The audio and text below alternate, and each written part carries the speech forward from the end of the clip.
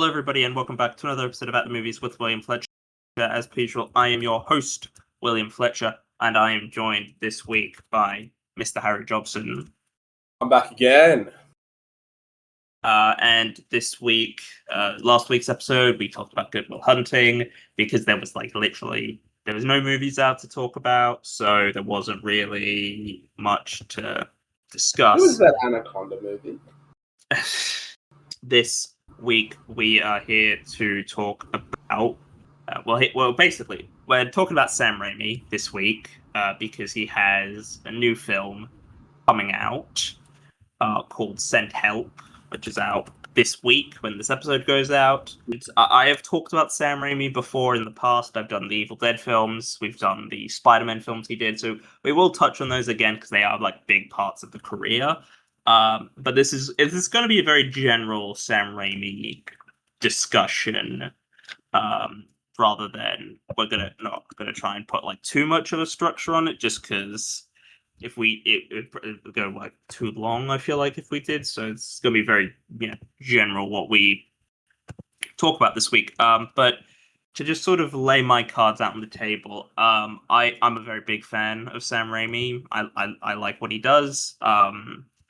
He'd probably be somewhere in my top 10 directors, I'd probably say. Maybe, I don't know if he'd be in top 5, but he'd certainly be somewhere in my top 10. Yeah, no, I can respect that. I mean, I'm obviously specifically 3 of his films that that like everyone knows the 3 that I'm a huge fan of, and then there's like I'm literally looking. It doesn't matter. But yeah, I'm a big Spider-Man guy, and I think that he's done the best work with Spider-Man. I mean, we have an entire episode dedicated to that. But also, like a lot of his other stuff, I quite like sort of especially his camera work, but the direction he goes stylistically. Like his tone, Sam Raimi's tone, typically consistent throughout a lot of his films. And it can be a lot of fun, but, we'll get into when we're talking about specific films. But yeah, I'm a big fan of Sam Raimi. Yeah, and I kind of think, I mean, just looking at him, like his recent career, like he's kind of hasn't made as many films sort of in the past like 15 years 15, or so, 20 years, yeah. Which I find, disappointing, but, I also can kind of respect a filmmaker who isn't trying to like pump out film, like trying to release a film like every couple years, if they don't, and he's been attached to a bunch of different projects that have sort of never materialized. So I don't know if that's maybe part of it as well. Film that's sort of listed here on his Wikipedia page is an amateur film he did called It's Murder. That wasn't that's one that I wasn't able to catch. Yeah, I haven't seen it either. I can't imagine it's like an especially good film just because it's like a very early like Super 8 film that he's done. Yeah. So I assume I'm not I don't know. I haven't seen it, but I would assume it's probably not like an amazing film per se. But then after that he did The Evil Dead, which is like his real proper debut film. And Harry, you were telling me that you haven't seen the Evil Dead films. No. You're not. I know. I have a lot of context around them. Like I know of them, but I haven't watched them in full. Yeah, no, and it's not like there are absolutely horror films that I can get around. And I think we speak about this most of the time when horror is brought up on the podcast. But yeah, it's something. Just for if you're a new listener, something that I tend to avoid. And look, you can call me a pussy, and I'll stand on that. But it's just not something I like a genre. And I understand it's crude. I'm not trying to write off the whole genre, but largely something that I'm just not a fan of. Yeah, so I mean, the Evil Dead. I guess I can sort of talk about all 3 of the Evil Dead films together because they sort of all flow into one another. I mean, I did a whole episode on the Evil Dead films. I think they're phenomenal films. I've seen them several times now. And they just sort of get better and better for me. They're really easy to, well, for me, they're easy to watch. If you're not into horror, they're probably not. But they're under 90 minutes, which more films should be. They get in and they get it. They're not like overly like, yeah, like they're sub 90 minutes. I find them really funny. Well, I don't find The Evil Dead very funny, but I don't know if it's intended to be like that funny. Just in terms of what they were able to achieve, certainly with The Evil Dead, like The Evil Dead, the very first film, I think is it's the kind of film that I would almost use in like a teaching class, Yeah, in terms of teaching filmmaking and like low budget filmmaking, because it's a insanely low budget film. Like it cost them, they did not have a lot of money to spend. I'm just looking up how much it cost. So it cost them 375,000, which is approximately 1.34 million to 1.43 million today. So that's basically nothing. Like yeah. that's basically nothing to make a film Oh, with, mate, that's how much I spend on dinner. You know what I mean? Like, And yeah, from my understanding is they were filming this over several years. This wasn't like a thing they shot, over the course of a few months. Like from my understanding, this was like several years. This was like a severely long period of time, making the film. And they would like, have to stop filming for a certain period because they didn't have any more money, and then like actors had to go away because they had like other projects they were involved in, so they had people come in and like stand in for different things. Like it was a whole thing, and it is something very like I can appreciate low budget filmmaking just because, and I'm very forgiving of it because it's hard. It's really difficult to judge like low budget films on certain things because it's like, well, they're working with significantly, not much money, and they're trying to achieve, So I think yeah. what they were able to achieve with The Evil Dead, I think, is very remarkable considering how low budget the whole thing was. And I think that's something that I think Sam Raimi is able to do quite well. I mean, typically from there, a lot of his budget scaled moving after the Evil Dead series. But Mm, that's how you prove yourself as an early director, right? Like, well, what can you do within the constraints that you have? I think, I hate to talk about another Spider-Man director, considering his other films a bit. But like Mark Webb is a great example with 500 Days of Summer. I understand that mhm, it's not nearly the same thing as Evil Dead, but mm, like the creativity that he was able to bring through within a tighter budget, and that was his first feature film outside of doing music videos. mm, So, and that landed him the Amazing Spider-Man series, and it's kind of a weird sort of parallel to I think Sam Raimi being given a lot larger IPs to play with. Not saying the Evil Dead series is small. Nowadays, it's really highly regarded as cult classics. Like what he's able to do within that constraint, especially as like an earlier director, is what will get you noticed and what will get you bigger IPs and bigger budgets and put you mm. sort of into the mainstream. Part of it is where I think part of what gave this film, it was very low budget.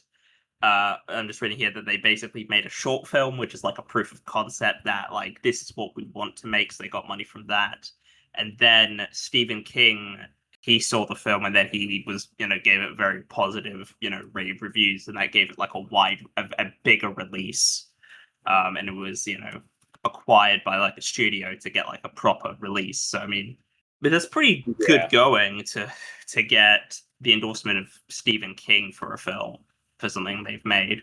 Yeah, I think it like some of it has kind of like dated a little bit, the effect, like the sort of the kind of the effects, and you can also there's some moments that like have dated sort of uncomfortably. There's like a mm. scene in it where a woman gets taken advantage of by a tree. Uh, What? yeah, there's a bit where a tree like root goes up her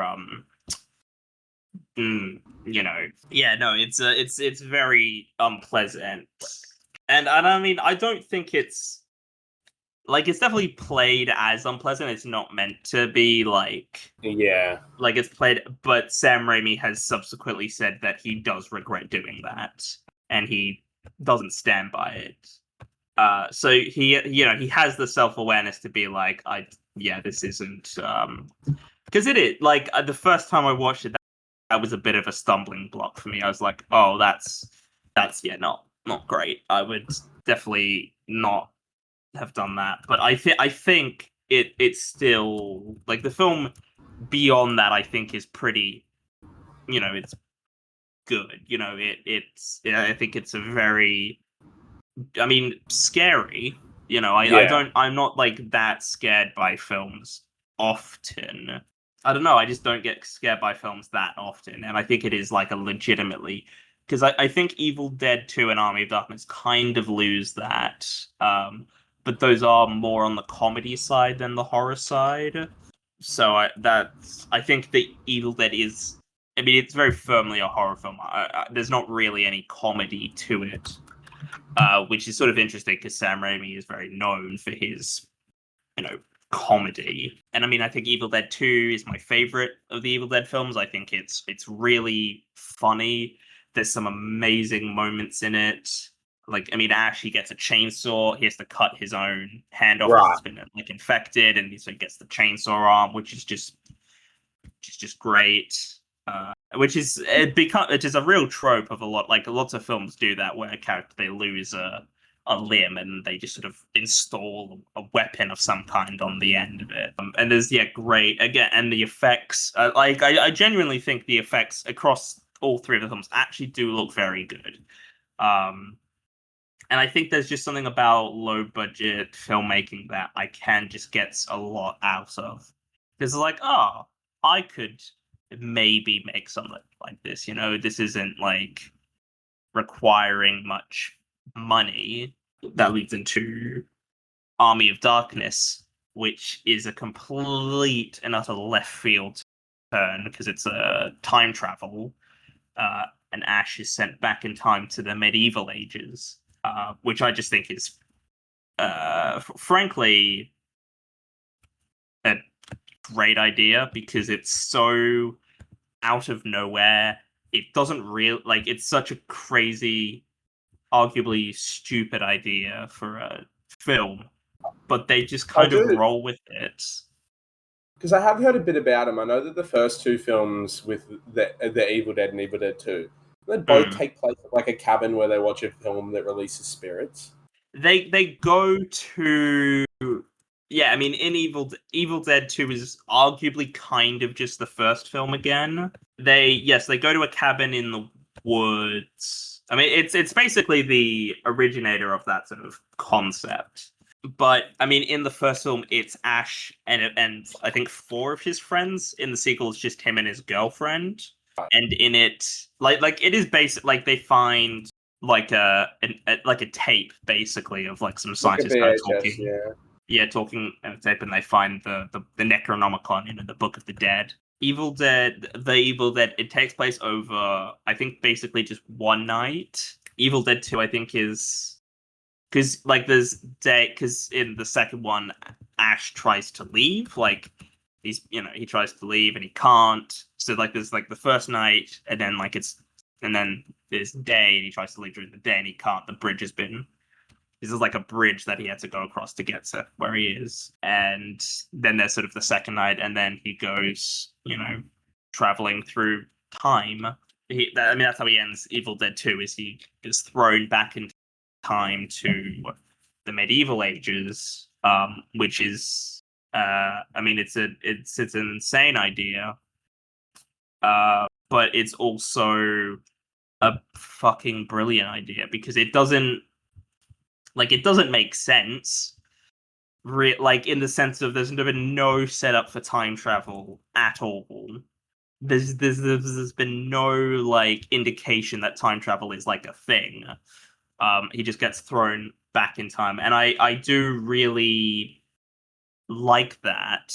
And Army of Darkness, it's an interesting one because it was much more of a studio film than the other two. I mean, that's why it's not called like they wanted to call it The Medieval Dead, which is an incredible title for a film. It was a bit more family orientated, so there's not like blood going everywhere. So I mean, you could probably watch this one, and because it's not really a horror film, it's more of just like a comedy set in medieval times. Really, I do really. I mean, I think Army of Darkness is great, but Evil Dead 2 is very much my favorite of the bunch. And I mean, Sam Raimi, he hasn't directed any of the other ones, but he's been a producer, and he sort of basically curated talent to direct the other Evil Dead films. Like, so it's not just, which he seems to have a bit of an eye for talent, which I think is good because he can't do them all because he won't be around forever, and he's sort of got to. So I like that he's sort of finding people to sort of continue the legacy of Evil Dead. And I mean, there was the Ash vs. Evil Dead TV show, which he did direct. I believe for the first episode he directed, which, is a very solid episode. And the TV show is great. I love it. It's basically, the first season is Evil Dead 4, and it's great. They go back to the cabin from the first two films, which I really love. As it's like, it's fan service, but it's like, I kind of like it because I love the fact it's good fan service too. Like I think that's what Sam Raimi does, right? He does camp, he does fan service, he does. Yeah, I mean, Evil Dead, but not the Evil Dead, but Army of Darkness, Evil Dead 2, and Ash vs. Evil Dead as well, that are very fun. That they have a lot of fun with what they're doing. You don't really have to take it like that seriously, because it's just, that's the thing. You don't have to take it that seriously because it's just silly and it's fun. Which I like, because sometimes, like, because it's a very silly idea, and I think sometimes films don't embrace that as much as I would argue, should. But that's just me. But then sort of in between the Evil Dead films, he was sort of doing other films. So he did Crime Wave. I don't know if you were able to watch that one. No. A lot of his earlier stuff, pretty much between like the Evil Dead. I know Crime Wave was released during that sort of Evil Dead run. I also didn't catch, and I'm just going to let it. I didn't catch Darkman, but I do have a lot of context around what sort of goes out, because it's been something I've been wanting to watch. I was going to watch it today, but I switched it out for a different one of his films just because of the runtime that I could actually like play. Yeah, I mean, I watched Crime Wave like just before we started recording, and I really don't have much to say on it. I think it's got elements of what I like about Sam Raimi. Like, it's got some funny ideas to it, and it's got sort of the energy you expect from Sam Raimi. It just doesn't completely work. I mean, but I don't really have much to say on it, and it's not like it's a particularly well-regarded film in his catalog. So I'd probably give it a 6. Right. And quickly, actually, just to quickly put my ratings on the Evil Dead films. The Evil Dead, I give it a 9. Arguably very generous score, but it's just in terms of what he accomplished, what he achieved with it, I think it's deserving of that. Evil Dead 2, I give it a 10. Right. I'd probably say my favorite Sam Raimi film. I love it to pieces. I think it's great. I always have a good time with it. I never have a bad time watching Evil Dead 2. And Army of Darkness, I also give a 10. But then after that was Darkman, which I did not have the opportunity to see before this. I do intend to watch, the rest of these films, but I didn't get the time to, unfortunately, for this record, so can't talk about that. Apart from that, then after that was The Quick and the Dead. I did see this one. Welcome. This is I now join the episode. one of the ones I didn't get to see, but this is the Western he did, right? Yes. So this is the Western he's done. Now, if you're That's kind of all I know about it, really. I just know it's a okay, Western. well, do you mind? I mean, I would definitely still say it's worth a watch. There's a few things. Yeah, I mean, I do intend look at to see it. the cast. You've got Leo, Russell Crowe. Those Yeah, I the believe larger was this names. the But Russell Crowe's American debut? Like, yeah, I believe so. Like he plays he plays the character you'd expect Russell Crowe to be, which is sort of like the more like heroic underdog of the film. But yeah, Sharon Stone, Gene Hackman, playing the lead villain of Herod.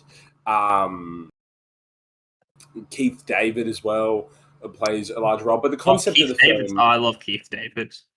yeah, he's quite good in it too. Mm. So the role of the sort of premise of the film is that there's this woman and she's a bit of a sharpshooter, and the backstory is like she watched her father get hung by this guy Herod, who was the main villain when she was a girl, and Herod hosts a tournament, like a standoff tournament. So the film purely exists for basically like shoot 'em ups. So the idea is that each person puts their hand in the ring for the standoff. So we've got Court, who like there are levels of betrayal. This is just a quick overview of the film. You've got Leo, who plays Herod's son, called the Kid. He has like a weird sort of obsession with our main protagonist, Sharon Stone, who's like out to get Herod. So like they're all through this tournament. They all challenge each other one by one, and they make it so Herod, trick after trick after trick. But yeah, I mean, it is not your typical Western. There's explosions, and it's incredibly sort of slapstick and camp. Not comedy wise, but like there are just things where it's incredibly on the nose about itself. It is like loud and explosive, and a lot more than what for a Western to be. That it's incredibly dramatic. There's big rain sequences, and a lot of the shots are what you'd expect from Raimi. But largely, yeah, I thought it was a lot of fun, especially within this Western concept. If you are like a true Western fan, you will get frustrated with the film. You'll find that it can be kind of inconsistent, and that it's a lot more obnoxious than a Western typically is, or than a true Western would be. But it's just Sam wondering. Raimi. It's Sam Raimi. Just where do you land on Western, like as a genre? I have great respect for Westerns. There are some that like I hold in quite high regard. But I'm a big fan of, and Western as a genre falls similarly into. It falls into that sort of world where, or at least for me, there's only so much you can do if you want to keep it a true Western before it starts to become incredibly sort of medial and mediocre, and every other Western starts to look like every other Western, and they all sort of merge into one. I think when you look at standouts in Westerns, I think The Quick and the Dead is one. Again, it's not super highly regarded, but that's because of what I appreciate in the film. I think Rango is another great Western for what it does. Like, it is a true Western, but it just uses a completely different medium to portray that. You've obviously got Back to the Future Part 3. Back to the Future Part 3, great example. Even in a sort of a more crude way, I want to say A Million Ways to Die in the West. But, like when you think of Western, you think of Clint Eastwood. It doesn't really take itself very seriously, The Quick and the Dead. Like, it does. But when you're looking at performances, Sharon Stone, amazing job. Gene Hackman, as always. Like, he truly was one of the greats. Within, like, as a villain. Then you get breakout stars of Russell Crowe, which makes you really think about how old he is, considering if you look at how old Leo is, and Leo plays the kid, and Russell Crowe's only 10 years older than him, and he's a young Russell Crowe. Yeah, again, Keith David. A lot of it as well, like there's a character called, it's like Horse. it's sort of Spotted Horse, which is a bit of a kind of a crude portrayal of Native American, and his whole thing is that bullets can't kill him, and there's a lot of irony in that as well. Like they know what they're doing when they, a lot of the final kills are headshots and they're graphic, shot incredibly well, and then some of the emotional weight I think carries through. Again, if you're a true Western fan, you're gonna hate the explosions. You're gonna hate, the incredibly dramatic rain sequences, the dramatic hookup sequences, and it kind of has a bit of like the tone of not twist after twist, but there just seems to always be backstory that we haven't gotten yet. That like, where films do these sort of reveals, these dramatic reveals, really. And this film has about fucking 6 of them. I had a lot of fun, and that's because again, you've got Leo and Russell Crowe and Gene Hackman, Sharon Stone and Keith David. Like, it's worth watching for that cast, which I mean isn't the greatest argument for the merit of someone's directorial ability in a film, but I just think it sort of stood out to me when I watched it because I was expecting a very well, when I knew going in that it was going to be a Western, I was expecting a very sort of like formulaic, okay, so it's a tournament about a quick draw. But, it surprised me. It was a lot more fun. I know that a lot of the reviews are mixed. It only goes for about an hour and an hour 40. It's paced quite well. Like, it doesn't really drag at points. I think I quite enjoyed it, but I understand why a lot of true Western fans wouldn't, and sort of why it's got mixed reviews. It is a lot of fun. I'd probably say for me it's a 7 out of 10, but I'd give it a watch and see what you feel, William, because I think you would enjoy the film. Mm. Yeah, I do intend to watch all of Sam Raimi's films. He's one of those directors where I will watch pretty much anything and everything he makes. After that was A Simple Plan. Yeah, that's the one about a get rich sort of quick. Yeah, with Billy Bob Thornton and Bill Paxton. Have you seen this one? I have, but not recently. So I actually saw it when probably would have been about, how old am I now? What year is it? 2026? Probably saw it like I would have been like 16 or 17. So because I was trying to get into a lot of like Sam Raimi stuff without the horror, and I couldn't. Half of them I couldn't even fucking find online to stream. Like, it was a nightmare. I remember watching this on like, it was like Putlocker or 123 Movies or something back when they like still existed. No, so, yeah, one of the classic, one of the classic websites to find movies at. Yeah, so yeah, I mean, I remember when I watched it, and I thought it was like largely forgettable. I understand that the plot is like it's sort of based around a falling out between 3 guys over money that they're supposed to be hiding away after a plane heist or a plane crash. As a plane is like crashed and they come across. So what is, have you've seen this film, William? Or I have seen this, yeah. I really like it. I think it's not necessarily the kind of it's not the kind of film that really gives Sam Raimi the sort of it doesn't give him enough to really show off his style as a director.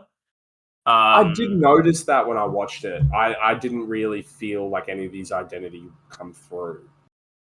And I say that, I think Sam Raimi, he's the kind of director where I think he's a really great director, but he doesn't really transform. Like, he's not like a chameleon who can sort of do anything. Like, he kind of in terms of what like he makes, they're all kind of have to sort of have the Sam Raimi ness to like, and when he's sort of in a work when he's making a film that he doesn't have, like he can't really put his stamp on it.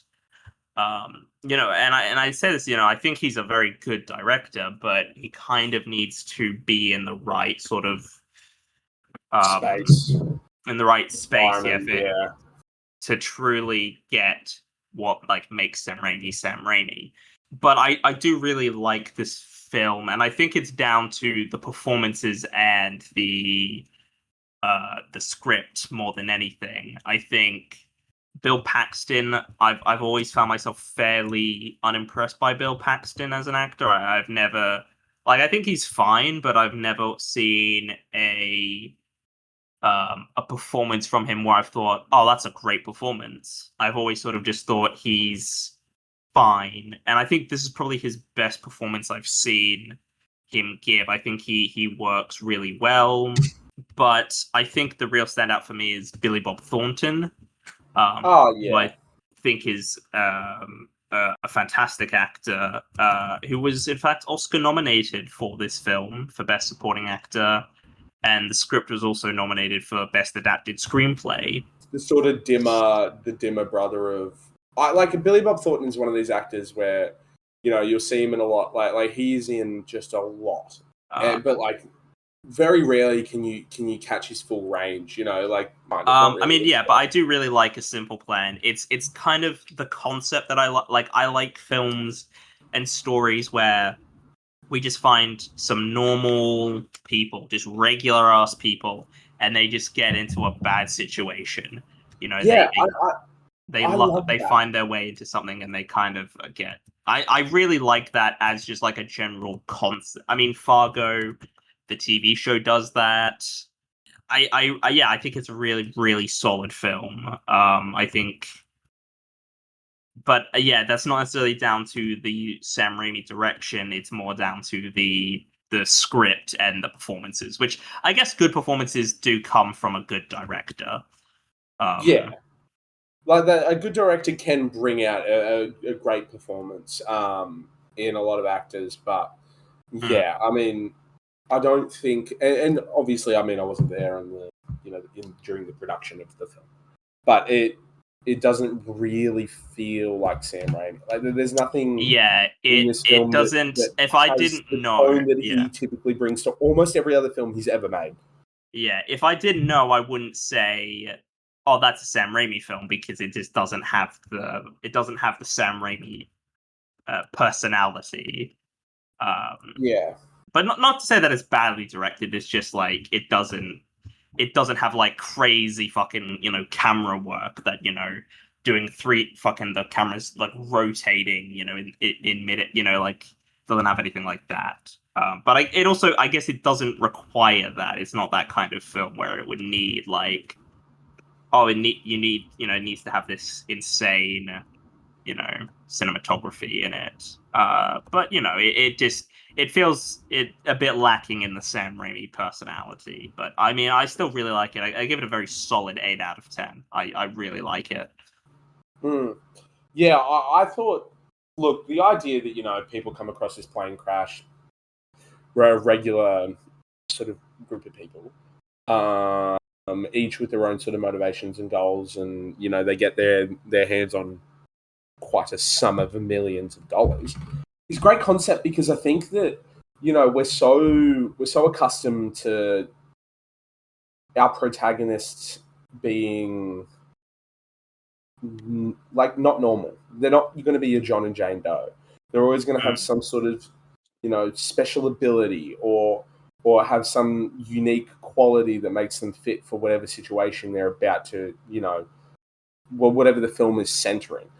So to sort of mm, have it as like three regular-esque people, I think mm, I think really adds to, well, it really enables the actors, especially the lead actors, to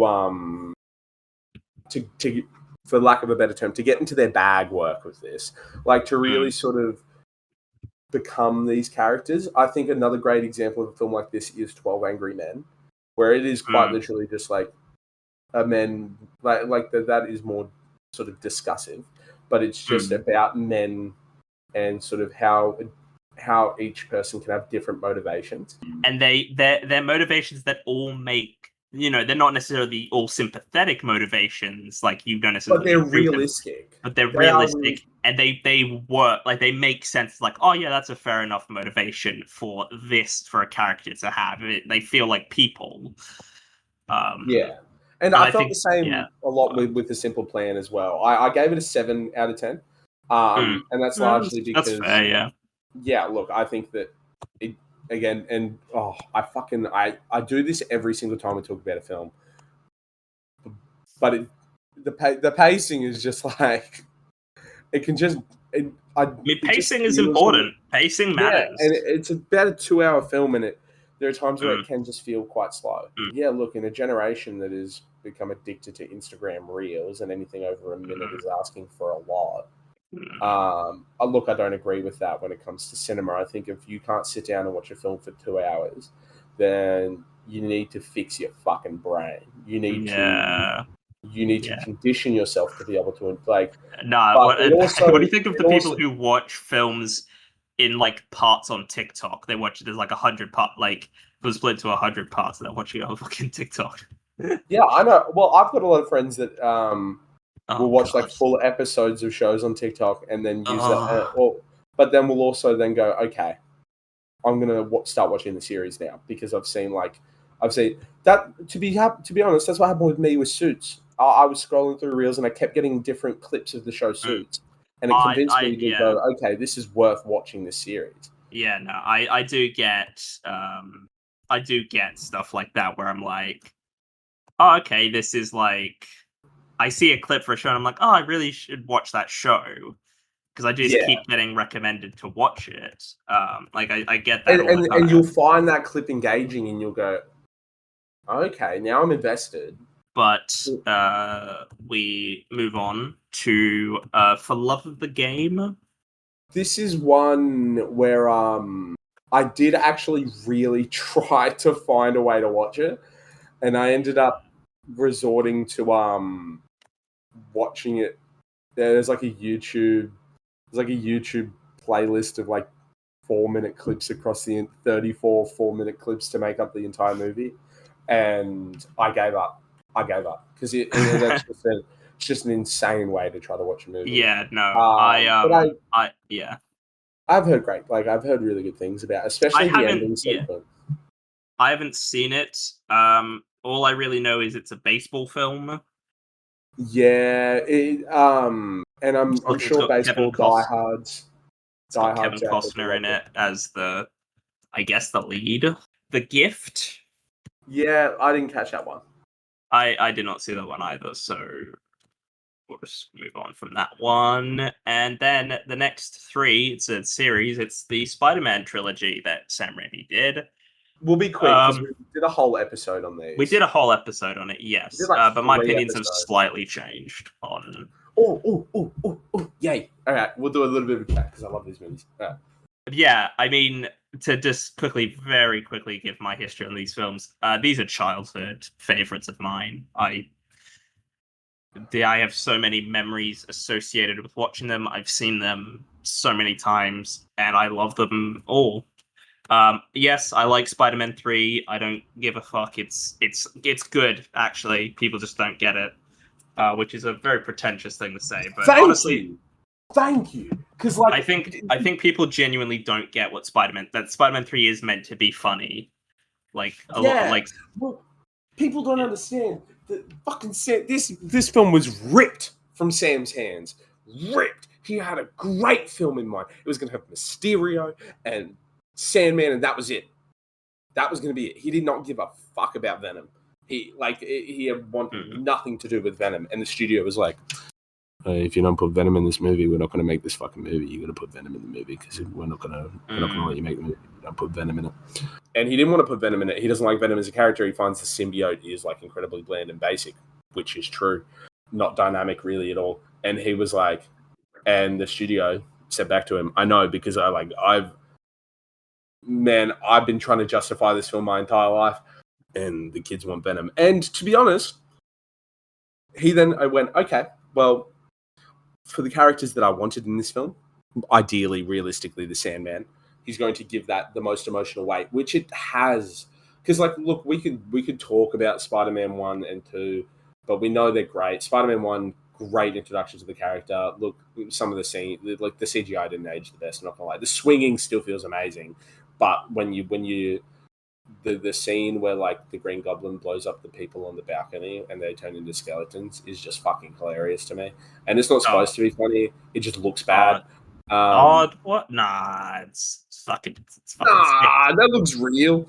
No, I don't care that it doesn't like look real because it's just fucking sick. It looks fucking It is cool. just sick. It is just sick. And then Spider-Man 2 is like was like my second. It's number 2 of my all-time films ever. And that's because it is just like the most perfect. It's in one evening. Peter Parker has possibly the worst fucking night of his life. And the next scene is him just like walking down the street eating an eclair, and I love it so much. It's so good. It's such a great hot dog. moment. He's eating a hot dog. He's eating a hot dog. Yeah, he's just fucking having his best life, just chowing down on a hot dog. And the horror elements that are in Spider, like the Doc Ock stuff. Oh my god, the scene, we've talked about it at nausea when we spoke about it. I remember it, but that scene, oh my god, it's a phenomenal scene. It is basically Evil Dead. It is like pure horror, like screaming, and it's like, the moment where that woman, her nails are like in the digging up the fucking ground, ground. Oh, that's so good. It's such a cringy sound, but it's fucking awesome. Oh, so fucking good.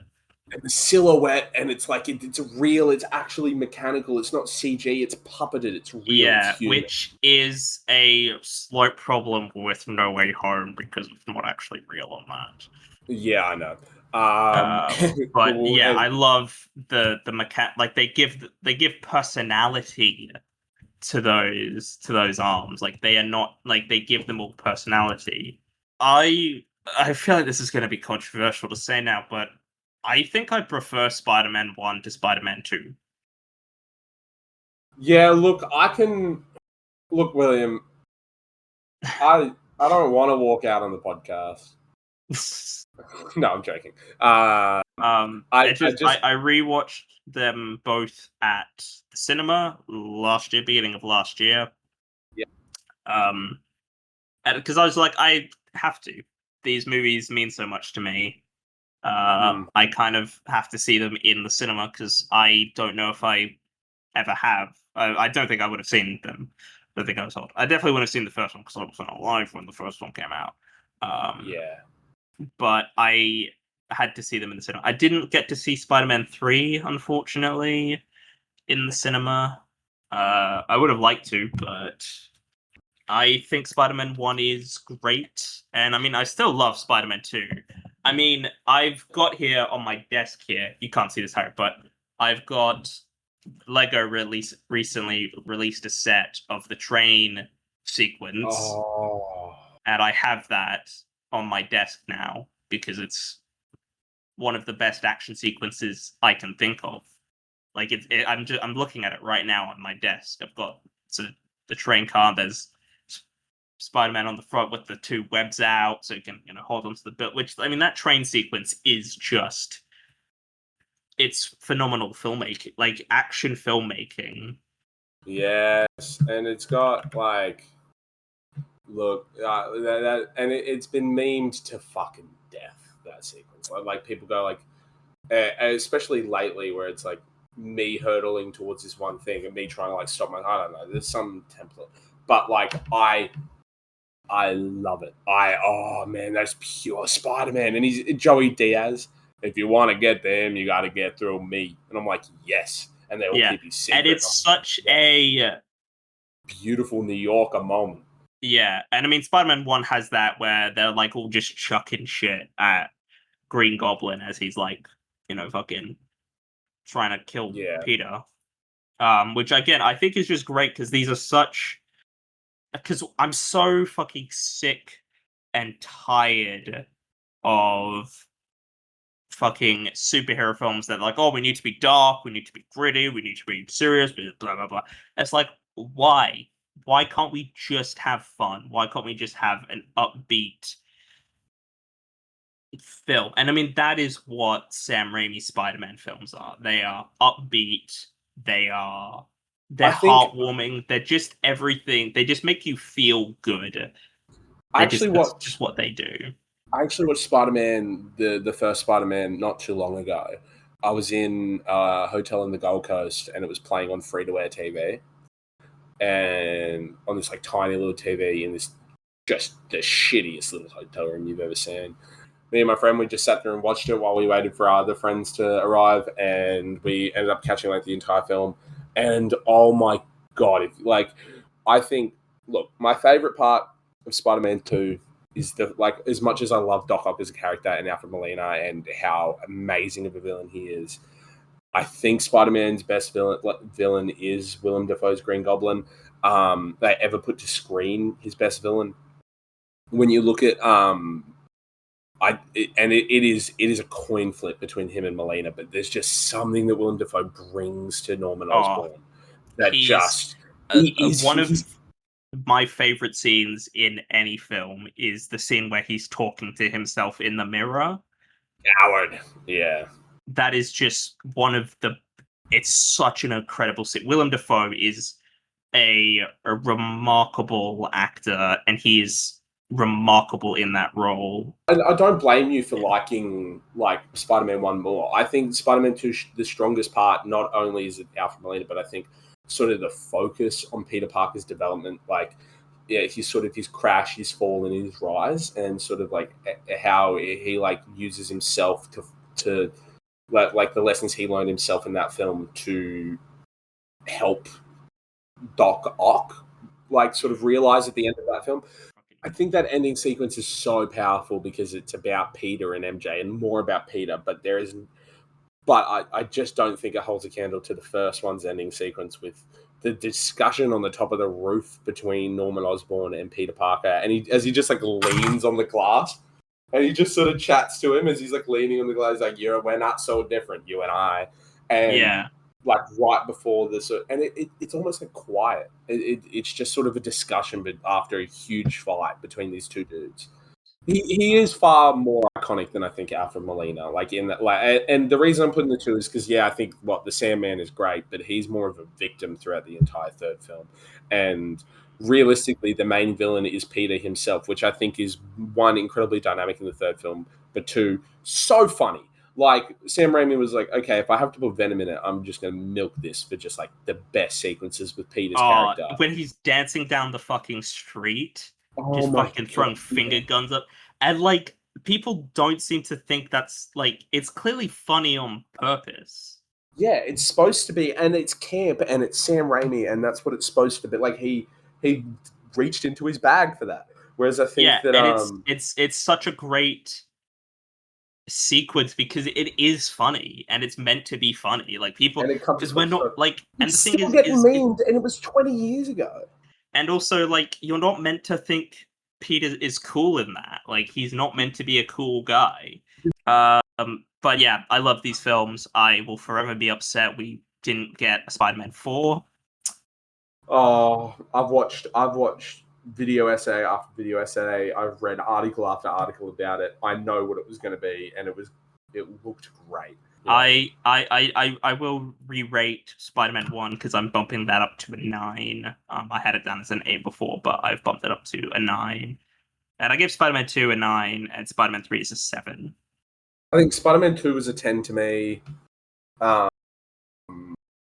looking back, I think Spider-Man 1's a 9, Spider-Man 2 is a 10, I think Spider-Man 3 was an 8 or a 9 in my original rankings. But also incredibly biased because, like, I'm my lamp that is currently on my desk is a Spider is an action figure of Spider-Man hanging off a lamppost. It's a lamp that I have. Like Mm. me and Spidey, we go way back. You know, well, he my day one, so But we Yeah. move on to nearly at the end. Drag Me to Hell, This is one I didn't catch. It's most I guess now because looking at it. it's a horror film. Yeah, I mean, I really like it. I mean, it's basically the same plot as Night of the Demon, which is also another very excellent film.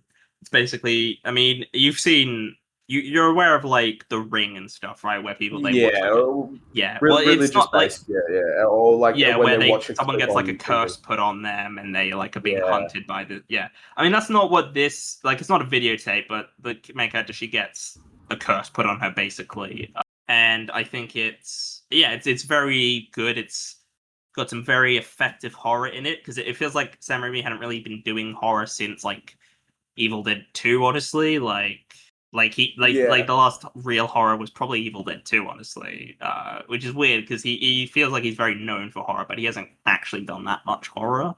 But yeah, no, I do really like it. I think there had been talks at some point to do like a sequel, but I'm not sure how you could. I mean, I'm sure you could, but I don't know. I kind of would prefer Sam Raimi to just kind of make his own stuff for a while instead of just just IPs making and sequels, yeah, to his own things. I give it an 8 though. Like it's a bit of a low 8, but it's very solid. The score in it is fantastic. so Oops, sorry. is the next one Oz the Great and the Powerful? Yes, which I also probably will not have much to say. I will be very controversial with what I have to say. I liked it. I honestly didn't have too much of a I had a lot of problem fun. It with was a it. lot of fun. And that is bad because I know James Franco is incredibly problematic, but fuck, he's charming. Like he just has this way about him that I'm just like, I hate it. I hate that I like him in the movie. But he genuinely, and like obviously, when you're looking at like Rachel Weisz and Mila Kunis and Michelle Williams and like realistically quite a good like cast. It's kind of fun. It's not great, but it's fun. Like Yeah, it's very yeah, Raimi. no, it's not, again, this doesn't really have the Sam Raimi style. No, I wouldn't argue that it doesn't. I think there are sequences, especially with like the flying monkeys and like the sort of when they first initially stumble into the forest and you've got all the eyes watching them and stuff. I think that's Mhm. quite like there's a bit of tension there. But yeah, other than that, it definitely feels like they were just sort of like it doesn't Mm, feel inherently Raimi. It's fun. Like I'm not like I watched it and I wasn't even that mad. mm, Like usually when it's a bad film, I actually get quite like annoyed. But I was like, mm. well, I mean, it's not great, but like fuck. Yeah, I like the sort of production of it, like the costumes and the makeup and everything. I like the CG. It's very whimsical. Like it looks kind of shit, but it's like it's supposed to be all fantasy and stuff. I liked the sort of conflict throughout the film. I like the sort of bait and switches and that sort of stuff. I thought it was a lot of fun. I didn't think it was great, but I thought it was Mm, like I really don't. I understand a lot of the criticisms are like largely about James Franco, and to be fair, there is a plethora of actors that you could have picked to do this role who would have done a similar and better job. mm. But so just I don't know. Maybe I've watched the interview too many times, but like I really didn't hate it as much as I think a lot of other people did. I think Mm. they just tried to um Yeah, no, I didn't have a problem watching it, and coming off the back of Wicked, which I've just been hearing so much about Wicked, I didn't have a problem with it. yeah, like it could be a lot worse. It's like a solid 5 or 6. Oh no, it's a 6. It's like a high 5, low 6. Mm, And that's just because it doesn't really say anything or do anything or like mm, have a purpose other than to like retain an IP, I think. But mm, it's still like again, uh, it's still mm. entertaining. I mean, I give it a 7, but it's just sort of because I enjoyed watching it, but I also don't see a reason to watch it again. We move on to the final film, Doctor Strange in the Multiverse of Madness. I remember when this came out, a lot of people were very disappointed by it. Yeah, I remember that as well. I was not one of those people. This movie fucking banged. And I because we're talking haven't, about Marvel, I'm going to be a yeah, lot less rewatched it serious. since it came out, but I remember really liking it. And honestly, I think people went in with very high expectations, and I think we're going to be disappointed because of that. Well, Sam Raimi Um, was brought into this film later on, and it still has a lot of yes, his tone. they swapped Um, the director. This was supposed to come out before Spider-Man, I believe. yeah, so canonically, it can be quite a bit messy with that Spider-Man. It was supposed to happen before Spider-Man. This was supposed to be like the whole introduction of the multiverse stuff, so that when the multiverse stuff happens in Spider-Man, it doesn't feel like it's just come out of nowhere, which it does now. But like, even without like I think it fucked like we get some of the best Doctor Strange sequences in the entire fucking. There's a lot of really great elements to it. I love the bit where he's fighting like the evil version of himself, and they're fighting with like musical notes, and then they use the and then he just throws that like last little one in there. Like I just think that's a really great uh Yeah, gag. Essentially, I didn't mind the cameos, and I really liked that they just said, "Fuck it, let's just kill them all." And Wanda just brutalizes all of yeah. them, and I was just like, "That's fucking sick. That's what I want. I don't want. I'm fine with this." I like how they did the John Krasinski fan casting for Mr. Fantastic, and I didn't think he was Mm, that bad. I've seen a lot of criticisms. He was given 4 minutes. Like, what are we mm. talking about? And then they just decided to go with Pedro Pascal anyway. And I think Pedro Pascal was great in Fantastic Four, but like, I don't know. Maybe just I'm stuck in my little Marvel fanboy ways. But I like John Krasinski. I like that Marvel like they decided to go that way with that. But with Sam Raimi, like some of the, I think Wanda is the perfect character to have those horror elements around. The largest criticism I see about it is that like it's multiverse of madness. They went to the three most boring fucking universes and did like bugger all. Actually, like it was more of just like a chase movie across multiverses than it was like actually like madness and like dynamic. But so like this is and Doctor Strange as well is one of the like is a great character to sort of have those horror elements around, which this film does. It feels like a Raimi movie. It does. It has a lot more personality than a lot of his other films. I feel like. Yeah, And I think yeah, the cinematography and the way scenes are just like framed and shot. Yeah, I had a good time with it. I think I know a lot of people who really hate it and think it's like terrible. I yeah, don't get it personally. Like genuinely, I don't like this is there are infinitely worse Marvel movies than this.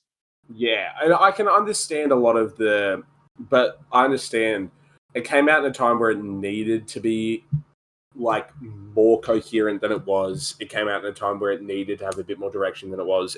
Was a pretty messy production process. But I think with what we got some of like the best Raimi moments, like Mm. some just like great Raimi moments, and I'm not going to complain about that, especially when it's with characters that I'm familiar with and that I enjoy in a universe that I mean, me as a Marvel fan, I enjoy and like am a part of.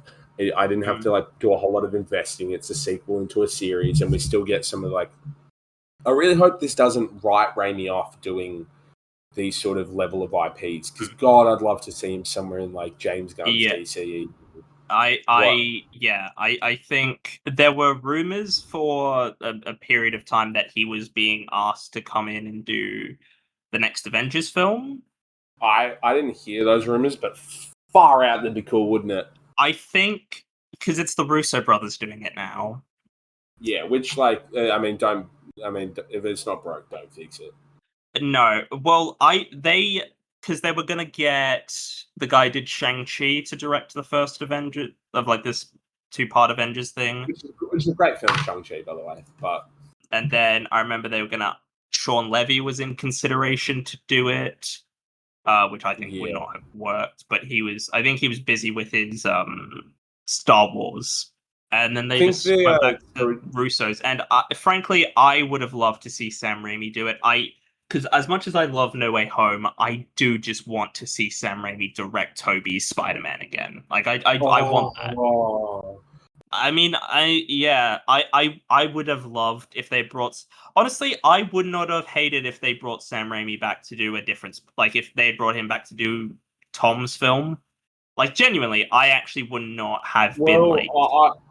I pretty recently heard in an interview with Raimi that he's basically written off doing it. He said like, we're just gonna, I think the idea is to just keep one Spider-Man story running at a time, which I believe there are talks, and they probably will be that both Andrew Garfield and Tobey Maguire's Spider-Man will return in like Civil War. Oh no, not Civil War. Sorry, Secret Wars. Secret Wars. Yeah, because like it's about their. Anyway, Doctor Strange, Multiverse of Madness.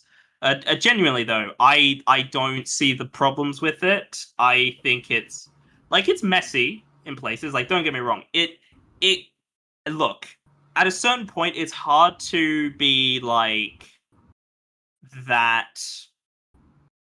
What's the like?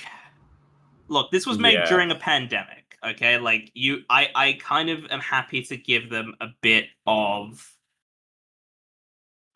It was leeway, a really rough time in sort of the film industry. Yeah, look, I do not blame Raimi for anything. I do not believe any of the problems with the film and the production is on him. Yeah, I agree. He was brought in, last minute. COVID happened, which completely ruined things for them. And honestly, I think time will be kind to Multiverse of Madness. I genuinely think, because I think a lot of people who dislike it and hate it, they were just disappointed, like, because they expected something so much bigger. And I get that, Probably give it about 7 out of 10. I'd give it an 8, but that could very easily be a 7 if I was to like watch it again.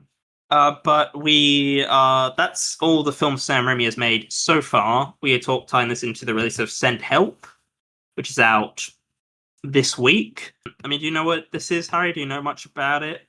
I know of the film, like I because I knew that this is what we were tying into, but I haven't like particularly looked into it. Oh, so you don't really know what it's like about or anything? No, I don't know like the overall theme or sort of plot. I mean, do you want to know, or do you just want to sort of? Absolutely. So it's Jack O'Brien, I think, is the guy's name. He was in Maze Runner. He was like the main kid in Maze Runner. Dylan O'Brien, yeah, and Rachel McAdams. She's the other sort of lead in it. So he's her boss. They're on like a plane, and then the plane crashes on an island, and he's like injured, and she isn't. So it's going to be like a Lord of the Flies type situation, and like she's basically going to be the boss essentially, which sounds like a fun enough premise. I mean, it's not like the most unique premise, but also it's Sam Raimi, so I can kind of be like, well, I'm not expecting it to be like reinventing the wheel, but it's Sam Raimi doing something, so I'm going in with decent expectations for it. Yeah, I mean, what do you think of Rachel McAdams? Are you a fan of The Notebook? Yeah, I am, but not because of her. Like I do like Rachel McAdams, don't get me wrong, but I'm more of a fan of The Notebook because I like Ryan Gosling. But I love Mean Girls. I like Wedding Crashers. I've never seen Wedding Crashers. She's in Wedding Crashers. I didn't know that, but I've never seen Wedding Crashers, and I probably should. Yeah, I mean, I'm looking forward to it. The trailer looks decently fun, but that's just sort of what I don't go into Sam Raimi films expecting like hard hitting drama. I go in expecting something a bit campy and a bit fun. You know, like that's what I want from a Raimi film. Is I just want something that's fun and campy. But that's what Raimi's best at. Raimi is like when it comes to what Raimi is, I think he's just pure camp, and then I love that. That's me. Like that's what I love. Like I love when someone gets into their work. Yeah, Raimi's one of the best at it. Like I do wish that I could appreciate a lot of his horror stuff more. I mean, if you don't like there are times where I can absolutely tolerate like Evil Dead and horror and stuff, but it honestly it is very we have temperate. talked about horror. You know, Alien is, I think we both think, basically a masterpiece of a film. It's phenomenally good. You know, I think there are horror films you do like from my memory. Oh no, absolutely, but like that's something Like, that. but I guess it depends how you are with like gory films, because Evil Dead is very, you know, gory and Yeah, I'm not huge guises on of gore. That's the main thing. Like I can deal with light gore, but it almost always has to be centered around comedy. When it comes to gore in a dramatic context is something that just But yeah, thank you all for listening. I hope you've enjoyed. Thank you, Harry, for joining me for this week. Thank you for having me. I got very passionate about a few and didn't watch the rest. Yeah. And I hope you've all enjoyed listening. And I don't know what's going to happen exactly, but the next time Harry and I record, he might be overseas, which will be interesting to figure out the logistics of if that does. Oh, look, I'll just get being unlimited. I'll get an unlimited data eSIM. I'm going to be 2 hours behind, guys. I'm going to Japan. I'm going to watch Bullet Train on the Bullet Train. Be happy for me. Yeah, he's the talks got out of the group chat. But yeah, thank you all for listening. I hope you've enjoyed, and I'll see you all in the next one. Goodbye.